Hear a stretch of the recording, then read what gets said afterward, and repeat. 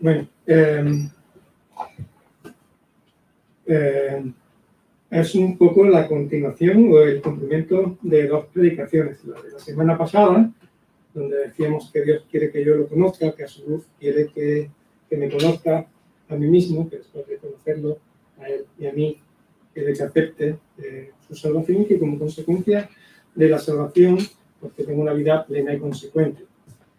También es un poco un complemento, porque voy a usar en buena medida una predicación de Josué de hace algunas semanas, la que lo voy a estar mencionando solamente una vez, aunque voy a usar algunas de sus aportaciones más de una y más de dos veces.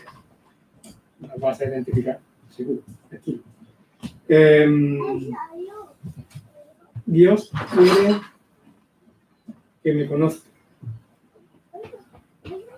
Voy a hacer también referencia a algunos textos que, si Dios quiere, y supongo que por experiencia propia, pues creo que son textos que de alguna manera pueden llegar a tocar nuestro corazón en puntos muy diferentes. Son pasajes, no voy a hacer todas las referencias bíblicas, en las que vamos a estar viendo a un Dios de justicia, vamos a ver la condición del ser humano, y en la que son pasajes en los que podemos encontrarnos también con un Dios de amor, de plenitud, de restauración y de sanación, seamos como seamos y nos veamos como nos veamos, porque todo el mundo de una manera o de otra a lo largo de nuestra vida vamos a estar formando nuestra identidad y vamos a estar conociéndonos a nosotros mismos. Generalizando, independientemente de los dones y de las virtudes con los que Dios nos crea, o de cómo podríamos llegar a identificarlos, que sería otro tema interesante, independientemente de dones, virtudes, carencias, limitaciones y de todo esto, en nuestro conocimiento propio, en nuestra imagen propia, las personas tendemos a movernos por dos extremos. Nos vemos muy bien, moralmente perfectos, humanamente muchísimos mejores que la media, llegando a un punto extremo de santidad, que eso nos hace que nos veamos incluso superiores al resto, o y en el otro extremo, las personas podemos vernos muy poco valiosas, incompetentes o incapaces, incluso con un sentimiento importante de inferioridad en casi cualquier ámbito. Son dos extremos.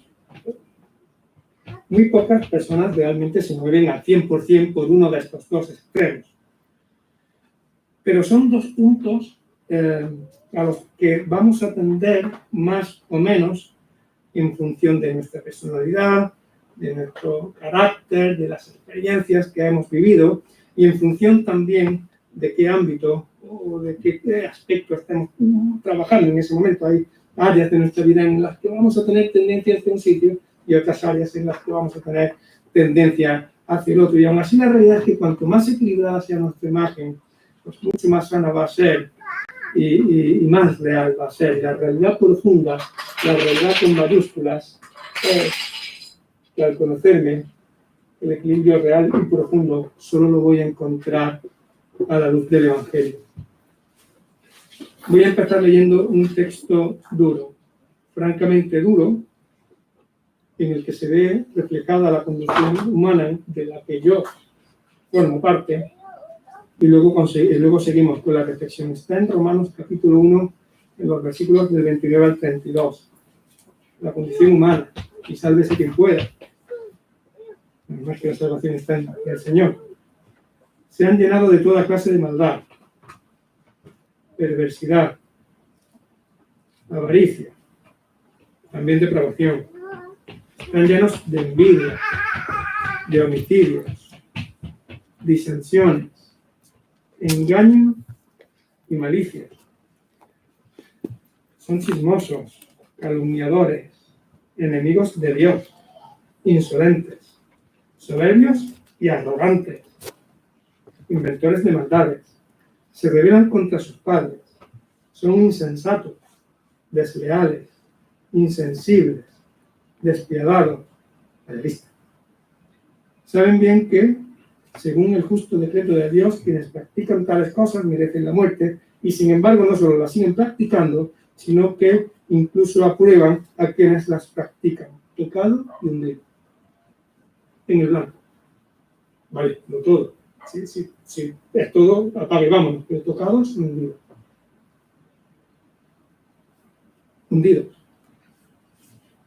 Si las consecuencias o la mera percepción real de mi maldad reconocida me oprime y me hunde, Dios es un Dios poderoso y con un amor insondable, que no tiene fondo y que puede sacarnos del hoyo por muy profundo que hayamos caído. La semana pasada conocíamos a un Dios personal, a un Dios de amor, a un Dios de plenitud, al único capaz de llenar todos los vacíos de mi ser, incluso los más profundos, a pesar de cómo soy, y esta semana toca conocerme cómo soy. Toca ver la importancia de saber cómo eres. La semana pasada hablamos de la importancia de conocer y reconocer a Dios, y esta semana el asunto es el mismo. Toca tratar de conocernos y reconocernos cómo somos a la luz del Señor. Conocernos.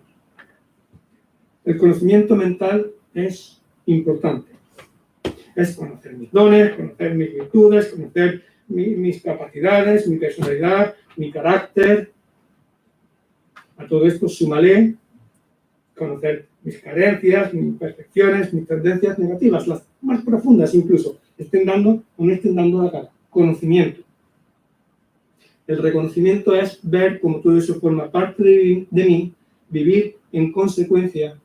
Como consecuencia, llegar a aceptar la salvación que Cristo me ofrece por gracia y luego igualmente por gracia, vivir consecuentemente, ya no solo conociéndome, sino reconociéndome de nuevo en esa nueva identidad que es ser hijo de Dios, peleando por desear lo bueno y viendo más de lo que me gustaría que lo que me sigue saliendo ser malo.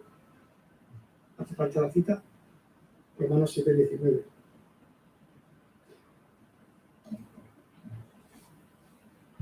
Conocerse y reconocerse a la luz del Señor es un trabajo de tiempo, de introspección, de profundidad y de silencio. Y sin duda que no es un trabajo sencillo en la era del ruido, de la ocupación, de la superficialidad y de la conectividad. No es nada nuevo, pero quizás sea más evidente.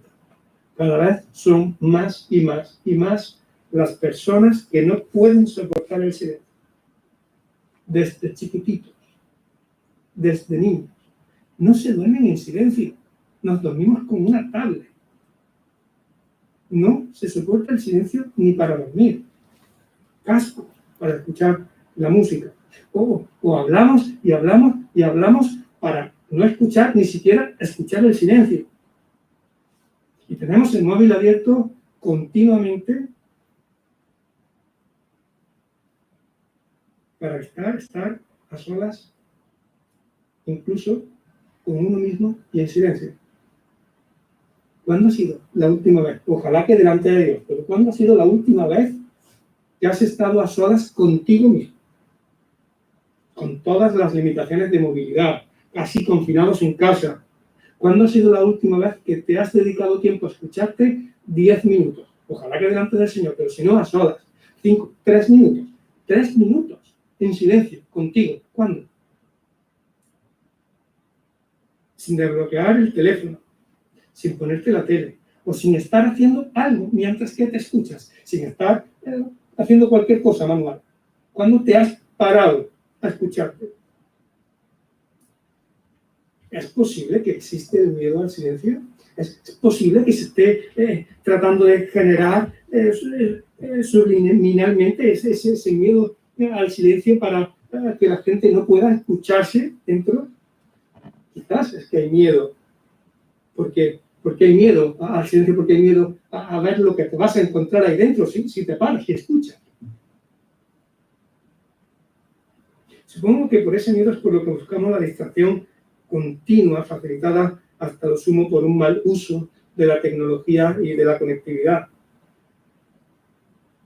Pero supongo que por el extraño motivo que sea, supongo que quieres conocer. Indudablemente creo que habría que mirar hacia adentro, pero como estoy diciendo, quizás pues no estoy muy seguro de lo que voy a encontrar ahí dentro y entonces prefiero mirar hacia afuera. La tendencia de mirar hacia afuera para conocerse a uno mismo cada vez es más, no es nueva, pero cada vez es más palpable. Miramos hacia afuera y tratamos de conocernos en función de lo que dicen otros que somos. Oye, el estar, el estar, el estar, el estar, y esa repetición del estar, al final cala en mi identidad y soy eso que dicen que soy. O soy lo que dices que soy. Precioso. Eso.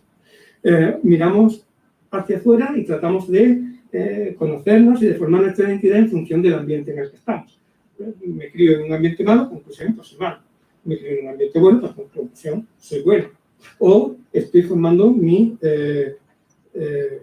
conciencia de mí mismo, me estoy conociendo rodeado de influencias que quieren endiosarme y hacerme ver mucho mejor de lo que soy.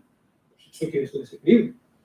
Ese niño, es que es el mejor del mundo mundial, que no hace nunca nada malo, que no hay motivo para regañarle o esa persona en esa profesión. O, por el contrario, con todo con lo que te estás alimentando en el proceso de conocerte a ti mismo es negativo. Entonces, lo que vas a tener de ti es un conocimiento igualmente sesgado, pero en este caso pesimista, y humanamente mucho más pobre que la realidad objetiva. Realidad objetiva, humanamente hablando. ¿Se entiende eso? Sin duda, que ya habéis intuido que la oración de esta mañana es que el Señor obre y que nadie tras conocerse se vea tan bueno, ni tan pleno, ni tan satisfecho consigo mismo como para no necesitar a Dios, y que nadie se vea tan horrible, tan insignificante, ni tan carente de sentido como para que Dios no pueda amarlo, perdonarlo o llenarlo por muy vacío que se encuentre. Las dos cosas son mentiras. Muy bueno, o muy malo, o muy vacío. Las dos cosas son mentiras y las dos mentiras son peligrosas. En este caso, de las mentiras peligrosas, quizás, como ya hemos escuchado en alguna ocasión, una de las aportaciones más relevantes de la psicología moderna es revelar la capacidad que tenemos para autoengañarnos. Nos encanta mentirnos a nosotros mismos. Nos encanta engañarnos para calmar nuestra conciencia de imperfección o de maldad, si nos atrevemos a decir la palabra maldad. Y es que nos gusta vernos perfectos. O nos engañamos con una percepción radicalmente negativa de uno mismo y de lo que nos rodea, con unos pensamientos destructivos a causa de estas percepciones, que solo son percepciones, pero para nosotros son reales, y que son capaces de vaciarnos hasta el punto de hacernos creer que el sentido de nuestra propia existencia también está vacío. Vacío.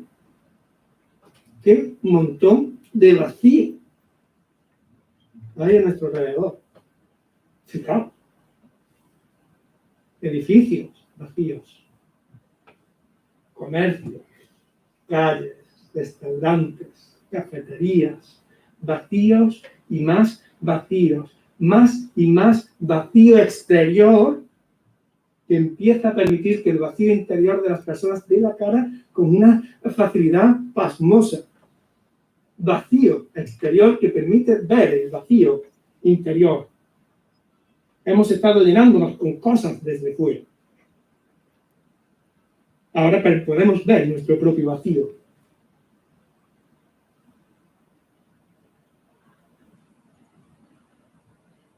Hace poco más de un año, con todo lleno, en la cultura del bienestar lo que primaba era esa mentira del engaño moral que me justificaba sí o sí, para sentirme bien sí o sí, para llenarme con todo lo que estaba lleno, haciendo todo lo que quería sin importarme ni nada ni nadie como no hubiera un mañana.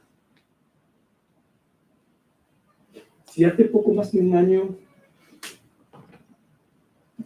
el engaño buscaba un éxtasis existencial sobrecargado de estímulos, porque puede, porque quiero y porque me lo merezco, mentira. Fijaos cómo en un año, con la pandemia, al cambiar el escenario, fijaos cómo en un año la mentira de la insignificancia, del vacío, de la falta de sentido en la vida, de la visión pesimista de la vida, fomentado por el hastío de la pandemia, por la fatiga de la situación, fijaos cómo el vacío existencial ha ganado terreno de forma exponencial. Fijaos que según sopla el viento, para mantener el engaño y el poder sobre las personas, el enemigo nos vende una mentira, nos vende otra en función de lo que sea más fácil que nos traiga. Llenura alrededor, te vendo llenura. Vacío, te tragas el vacío. Es muy importante para nuestra salud espiritual, anímica y mental tener una imagen adecuada de uno mismo y un conocimiento real para tener una cierta protección ante esta avalancha de mentiras que nos arrastrarían si no estuviésemos cimentados en un conocimiento personal adecuado y en una identidad adecuada, que es la que nos ofrece Dios después de conocerlo. Si eres más joven, incluso adolescente, y estás formando tu identidad, pues seas en Dios perfecto y paciencia. Perfecto y paciencia porque en eso estamos todos. Durante toda la vida vamos a estar en esto, en seguir formando nuestra identidad y en que nuestra identidad en Cristo siga creciendo, porque eso es lo sano. En eso estamos todos. Y si estamos dejando que a los demás, en la iglesia, en las redes, desde un púlpito, desde tu casa, desde donde sea, te digan cómo eres o cómo tienes que ser, tengas o tengamos la edad que tengamos, si por un lado es bueno diferenciar a quién te está diciendo lo que te está diciendo, porque es bueno escuchar a quien nos ama en este proceso, si bien es bueno escuchar a quien nos ama, la base tiene que estar en escuchar lo que nos dice Dios, que es quien de verdad nos ama más que cualquier otro.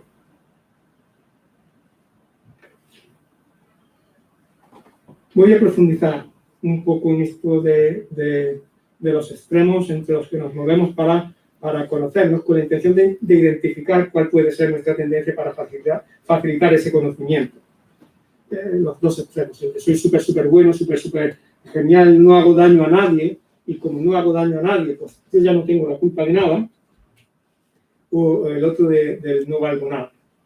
Maneras de engañar nuestra conciencia para no reconocer nuestra maldad y nuestra imperfección. Voy a poner cuatro que ya han sido expuestas, aunque me voy a saltar el ejemplo de Eric Fromm.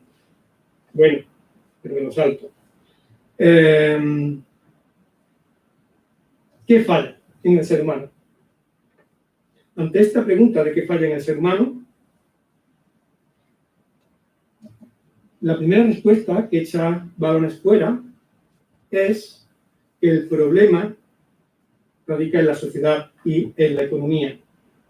La culpa de todo la tienen las estructuras políticas, económicas y sociales. Pero la culpa no es mía. La transformación profunda del ser humano se consigue a través de la transformación profunda de las estructuras.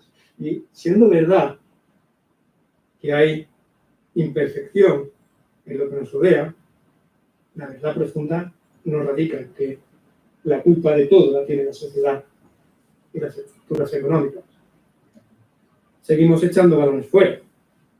Lo que está mal, la culpa de todo, está en la psique del ser humano siempre por causa de algo externo. Problemas psicológicos causados por un padre violento, por una madre que se va de la casa, por un profesor, por un jefe dictatorial que no me deja vivir mi vida, por todas las causas reales que pueden limitar el desarrollo de una persona, pero que igualmente están poniendo la culpa en el ser humano. Es verdad que en otro y nunca en mí. Parte de verdad hay en todo esto. Y aún así aleja el foco de la realidad profunda del ser humano, que es su maldad propia y no la de los demás. Tercero, la culpa de todo es la carencia educativa de las personas. Con más educación, con más cultura, ya todo estaría bien. Tiene parte de verdad, sin duda que cuanto más educación, sobre todo social y sanitaria, pues todo sería mucho mejor, pero de ahí al pensar que todo es culpa de esta carencia, pues no solo es mentira, sino que es fácil de rebatir. La última, no da la pantalla para tanto. La religión es la causa de todos los males del ser humano. Si acabamos con la religión, todo el problema de la humanidad se acabaría. Igual que es en todo lo anterior, si es mentira, pues también hay parte de verdad. Jesús a los religiosos de su momento les habló con dureza. Y es difícil no ver que la parte de verdad que hay en esta afirmación, que ve en la religiosidad, y me encanta poner el adjetivo arrogante, un freno importante para el desarrollo de las personas.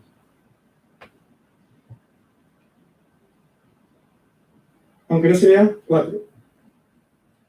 cuatro maneras de engañar a nuestra conciencia. 4 mentiras que, para ser más creíbles, pues son acompañadas con parte de verdad. Y como tienen parte de verdad y con el discernimiento adecuado, pues no estaría de más examinarlas para poder retener lo bueno, esa parte de verdad que hay en ellas, y para poder rechazar lo malo. Y de lo malo, lo peor que hay en cada una de ellas es que nos alejan de la realidad profunda de que el problema del ser humano está en mi maldad propia. La esencia de la maldad del hombre no radica en factores externos que sí que van a influir y que sí que son importantes, sino que radica en un factor interno espiritual y que dará la cara con repercusiones y con carencias propias, morales, existenciales, emocionales, psicológicas y de tantos ámbitos como pueda tener la persona. La esencia del problema del ser humano está dentro de uno mismo. Y es difícil, no recuerdo quién oraba en esta dirección, es difícil, honestamente, llegar a reconocer eso sin conocer y reconocer previamente a Dios como lo conocíamos y como lo reconocíamos la semana pasada. Y no quiero reconocerme así, honestamente, con maldad, porque por un lado malo me molesta. Pero no quiero reconocerme con maldad porque si me reconozco malo, eso va a dificultar mi relación conmigo mismo. Pero sin embargo, si no me reconozco mal y no puedo pedir perdón y acercarme a los demás reconociendo esa maldad, eso va a dificultar mi relación con los demás y va a dificultar también mi relación con Dios.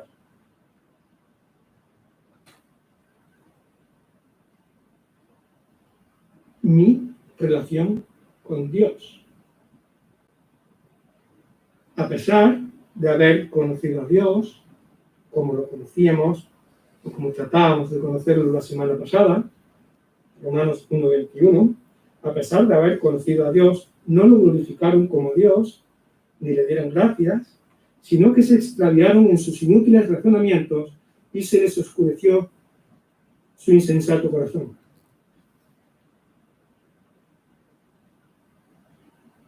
¿Cómo toca este?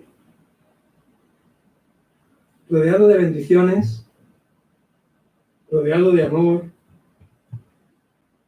rodeado de privilegios, cuánta falta de gratitud y cuánta falta de poner a Dios en su sitio y como lo primero. Cuando mi mal enturbia mi relación con Dios, ya no soy capaz de ver que mi mal no es esencialmente el mal que le estoy haciendo a otros o el mal que le estoy haciendo directamente a Dios, porque quizás no hago daño a nadie,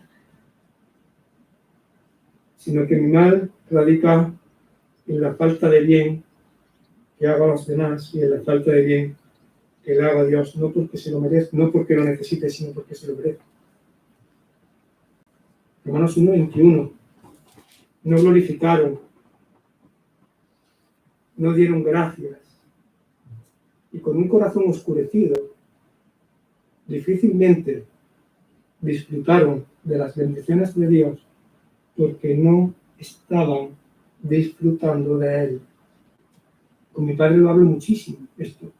Él es un disfrutón de Dios como uno de sus principales y preciosos dones.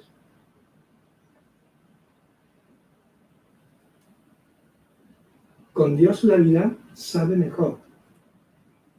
Disfrutando de Dios en tu vida, un día de sol sabe mejor. Disfrutando de Dios en tu vida, un día de lluvia sabe mejor. Disfrutando de Dios en tu vida, una copa de vino con tu mujer sabe mejor. Disfrutando de Dios en tu vida, un partido de fútbol, una reunión de domingo, unas vacaciones a donde sea, sabe mejor. La vida, disfrutando de Dios, sabe mejor. Sin disfrutar de Dios es soso y insatisfacción. Todo se queda corto, todo sabe a poco. El mejor vino con la mejor compañía sabe a poco sin Dios. Las mejores vacaciones del mundo saben a poco sin Dios. La vida sabe mejor con Dios. No lo glorificaron, no le dieron gracias. Y con un corazón oscurecido en sus razonamientos, en lo que puede ser mejor, peor, más maravilloso, difícilmente pudieron y podremos disfrutar de las bendiciones de Dios porque no estamos disfrutando de Él. No sé cómo voy de tiempo. Vuelo por el... Vale. Vuelo en un par de minutos por el otro extremo, por el engaño de la percepción destructiva y negativa e insalvable por parte de una persona.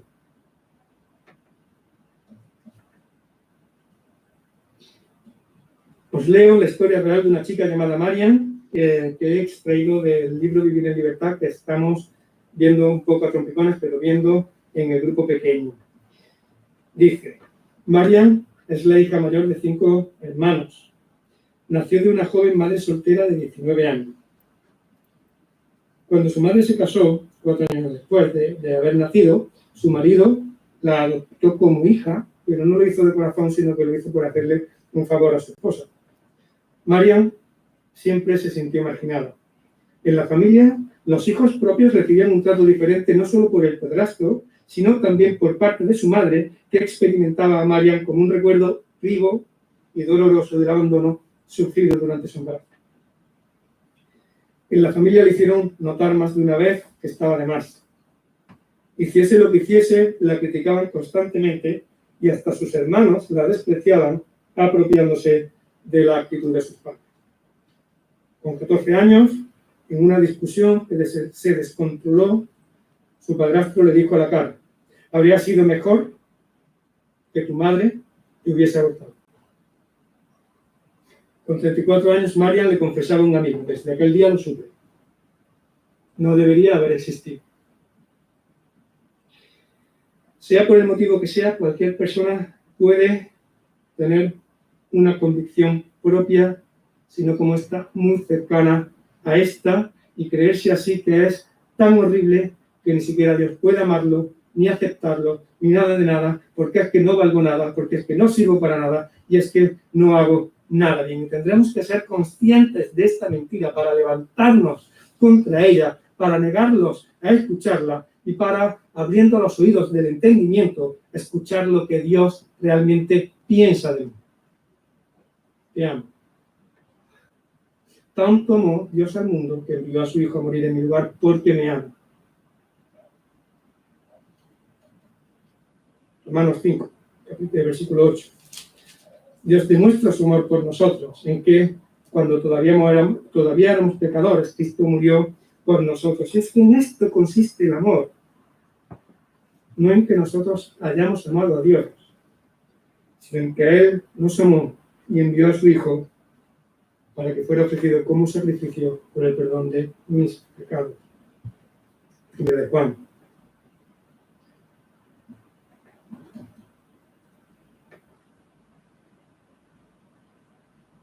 En Cristo, Dios nos acepta incluso aunque nosotros no nos aceptemos. Así que dejemos de menospreciar la sangre del Señor y en Él, por favor, veámonos valiosos.